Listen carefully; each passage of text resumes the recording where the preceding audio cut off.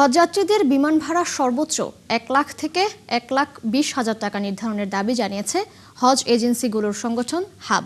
পাশাপাশি যাত্রীদের কর মওকুফ ও হজ প্যাকেজের সময়সীমা কমিয়ে খরচ কমানোর প্রস্তাব করেছেন সংগঠনটির নেতারা। বিস্তারিত ইমতিয়াজ সনির প্রতিবেদনে। গেল কয়েক বছর হজযাত্রায় অতিরিক্ত বিমান ভাড়াসহ বাড়তি খরচ যোগ হওয়ায় বাংলাদেশ থেকে পূরণ হচ্ছে না হজের নির্ধারিত কোঠা। এমন বাস্তবতায় হজযাত্রায় বিমান ভাড়া কমানো সহ অন্যান্য খরচ কমানোর দাবি উঠেছে। সৌদি আরব প্রেরণ করেছি। শনিবার সকালে রাজধানীর আশকোনা হজ ক্যাম্পে সংবাদ সম্মেলনে হাব নেতারা এবছর হজ কার্যক্রমের বর্তমান অবস্থা তুলে ধরে। এক হাজির থেকে তারা 50,000, 60,000, 1 lakh. Colour expert dark sap এবং মাইল্ড অন হ্যান্ডস টেকনোলজি সমৃদ্ধ অরিক্স অ্যাডভান্স ডিটারজেন্ট পাউডার আপনার লন্ড্রি এক্সপার্ট। বলেন, বিমান বাংলাদেশ এয়ারলাইন্সের নির্ধারিত উড়োজাহাজ ভাড়া অযৌক্তিক হওয়ায় চলতি মৌসুমে প্রতি হজযাত্রীকে অতিরিক্ত প্রায় 50,000 টাকা গুনতে হয়েছে।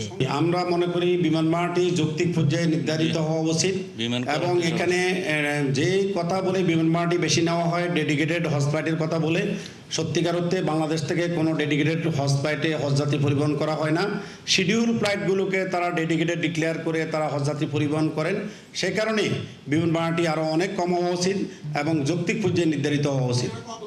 আর সর্বোচ্চ বিমান ভাড়াটি 1 লক্ষ থেকে 1,20,000 টাকার মধ্যে থাকা উচিত। বিমান ভাড়া কমানোর পাশাপাশি সৌদি আরবের সাথে কূটনীতিক যোগাযোগ বাড়িয়ে তাদের ফি কমানো এবং হজযাত্রীদের ট্যাক্স আওতামুক্ত রাখার দাবি জানান তারা। কূটনীতিক পর্যায়ে সর্বোচ্চ পর্যায় থেকে যোগাযোগ করে সেখানকার খরচটি যৌক্তিক পর্যায়ে নির্ধারণ করার চেষ্টা করা এবং হজযাত্রীদের সকল খরচ যাতে ট্যাক্সের আওতা না থেকে ট্যাক্স বহির্ভূত থাকেন, এটি পৃথিবীর সব দেশ কনসিডার করেন।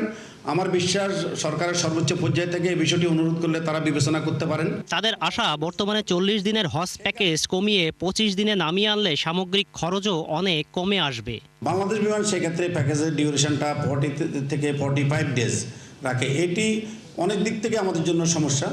খরচের দিক থেকে বলেন, আমাদের অনেক সরকারি কর্মকর্তা কর্মচারী তারা এতদিন বা বেসরকারি কর্মকর্তা কর্মচারী তারা এতদিন ছুটি পান না এবং যারা ব্যবসায়ী তারাও দীর্ঘ সময় থাকতে চান না। প্রতারণা এড়াতে মধ্যস্বত্বভোগীর সঙ্গে লেনদেন না করে সরাসরি অনুমোদিত হজ এজেন্সির সঙ্গে যোগাযোগ করার আহ্বান জানান হাব নেতারা। সরকারের অনুমোদিত লাইসেন্সের সাথে যোগাযোগ করেন। ইমতিয়াজ সনি, 71, ঢাকা।